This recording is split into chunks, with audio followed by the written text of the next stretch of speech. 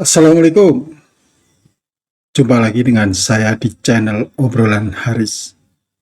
Masih bicara soal kerajaan Majapahit.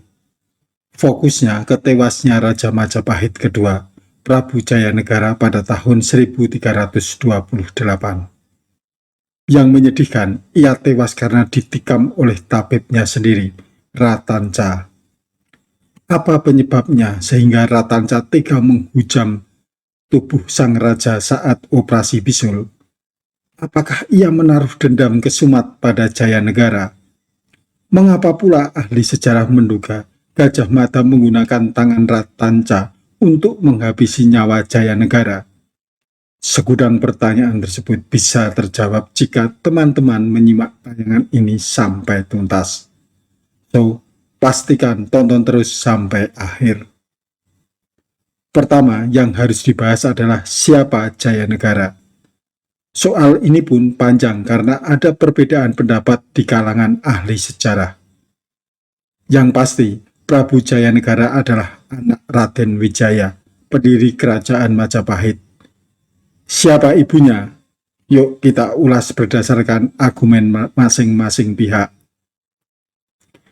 Menurut Prasasti Sukamerta dan Prasasti Balawi, Jayanegara adalah anak Raden Wijaya dengan permaisurinya, Sri Prameswari Dyah Dewi Tribuaneswari.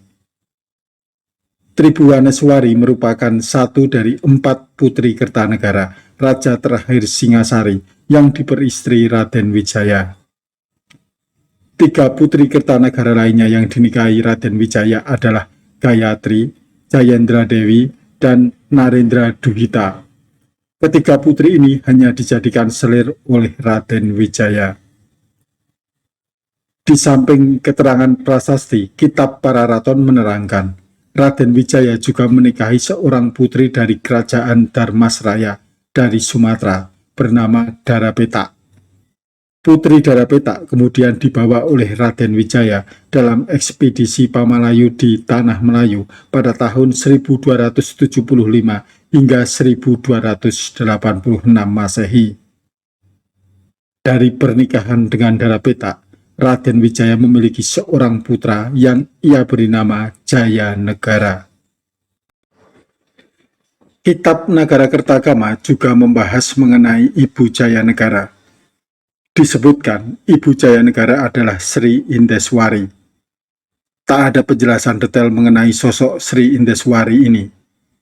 Kitab Nagarakertagama tak pernah menyebut nama Darapetak, sehingga muncul dugaan Sri Indeswari adalah nama lain dari Darapetak. Prabu Jayanegara naik tahta pada tahun 1309 setelah ayahnya Raden Wijaya wafat.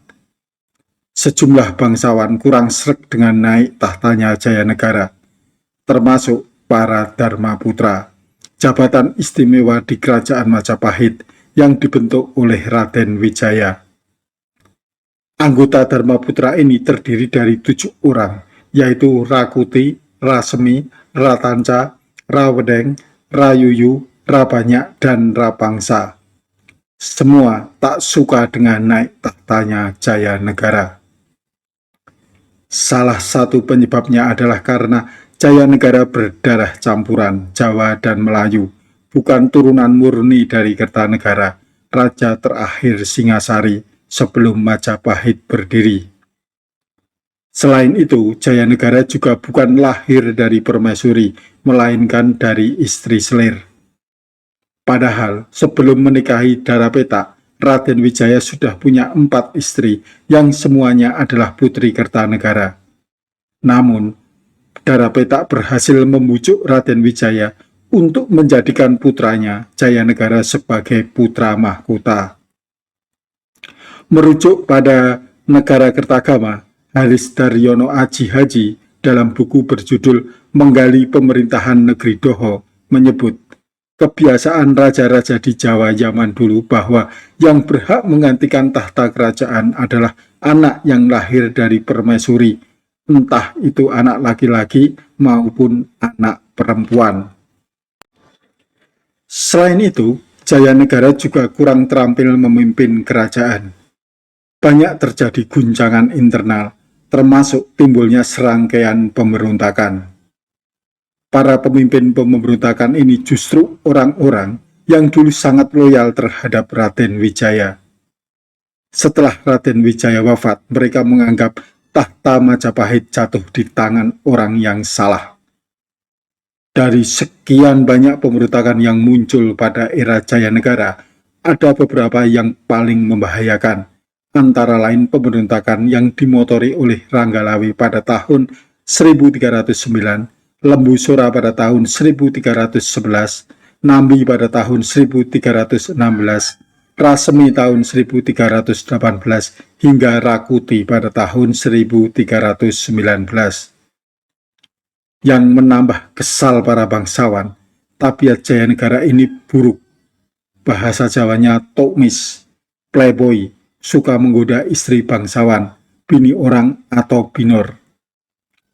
Peneliti sejarah asal Belanda, N.C. Krom, meyakini bahwa Gajah Mada menyimpan dendam terhadap Jaya Negara lantaran telah berbuat tidak senonoh terhadap istrinya. Selain istri Gajah Mada, istri Ratanca, tabib istana, juga mengaku pernah dilecehkan oleh Prabu Jaya Negara.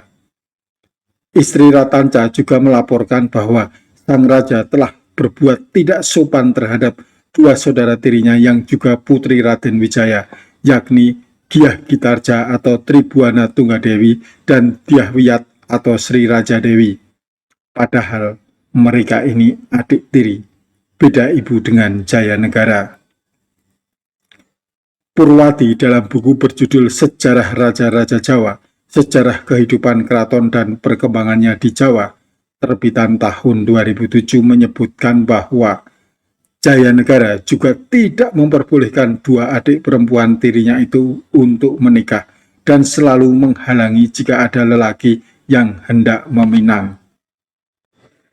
Setelah Jaya Negara tewas, dua putri Majapahit itu akhirnya menikah. Tribuana disunting oleh Pangeran Cakradara atau Kertawardhana, bangsawan muda keturunan Singasari. Sedangkan Sri Raja Dewi kawin dengan pangeran lainnya bernama Kudamerta. Kebencian terhadap Jaya Negara pun menumpuk. Dari asal-usul yang dianggap tak pantas jadi raja, tidak terampil memimpin kerajaan yang ditandai dengan sejumlah pemberontakan, sampai sikap playboy dan suka mengganggu istri orang. Bangsawan tinggal menunggu waktu yang tepat untuk membunuhnya. Kesempatan untuk membunuh itu tiba ketika Prabu Jaya Negara menderita sakit bisul. Ia mengundang tabib Ratanca untuk melakukan operasi ringan pada sang raja. Jaya Negara berada di kamar bersama Ratanca. Ketika Ratanca akan melakukan operasi, pisau tak mampu menembus badannya. Lalu Ratanca meminta Jaya Negara untuk melepas jimat yang ada pada tubuhnya. Tanpa curiga, Jaya Negara melepaskan jimat itu. Tak diduga, Ratanca langsung menusuk sang raja sampai tewas. Istana Majapahit geger. Jaya Negara tewas bersimbah darah di peraduannya. Tewasnya Jaya Negara ini menimbulkan polemik lagi. Pembunuhnya jelas Ratanca, tetapi siapa otak di balik pembunuhan ini? Sejumlah sejarawan menduga Gajah Mada terlibat dalam aksi keji tersebut. Saat itu, Gajah Mada belum menjadi Mahapatih. Ia masih menjadi prajurit Bayangkara, penjaga raja. Yuk, kita coba melihat analisa dari para ahli sejarah. Ahli sejarah Slamet Mulyana meyakini Ratanca sudah berencana membunuh raja, bermula laporan istrinya yang mengaku telah dicabuli Jaya Negara. Kebetulan, Ratanca mendapat kesempatan membalas ketika dipanggil Jaya Negara yang memerlukan bantuannya. Peneliti sejarah asal Belanda, N.C. Krom, malah yakin jika Gajah Mada adalah otak di balik pembunuhan Jaya Negara oleh Ratanca.